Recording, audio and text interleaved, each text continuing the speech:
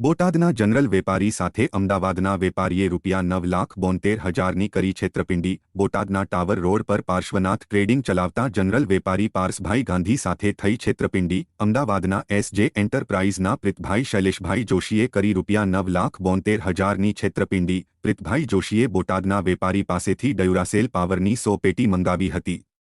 પ્રીતભાઈ જોશીએ બોટાદથી ડ્યુરાસેલ પાવર 100 પેટી મંગાવી, જેનું બિલ આપવામાં કરતા હતા ગલ્લાંતલ્લા। બિલના ₹9,72,000 ન આપતા પાર્સભાઈ ગાંધીએ અમદાવાદના વેપારી વિરુદ્ધ નોંધાવી ફરિયાદ। પોલીસે અમદાવાદના વેપારી પ્રીતભાઈ જોશી વિરુદ્ધ કલમ 406, 420 મુજબ ગુનો નોંધી વધુ તપાસ હાથ ધરી।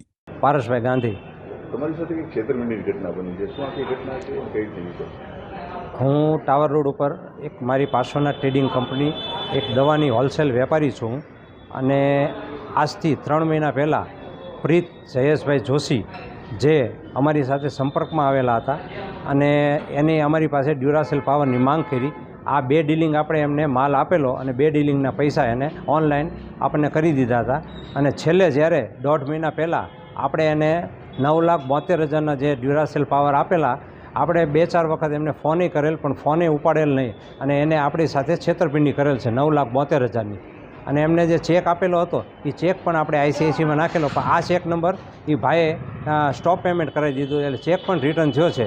એટલે આપણે પરમ દિવસે બોટાદ ટાઉન પોલીસ સ્ટેશનમાં FRI દર્જ કરાવી અને આગળની કાર્યવાહી થાય એ પ્રમાણે આપણે કરેલ છે।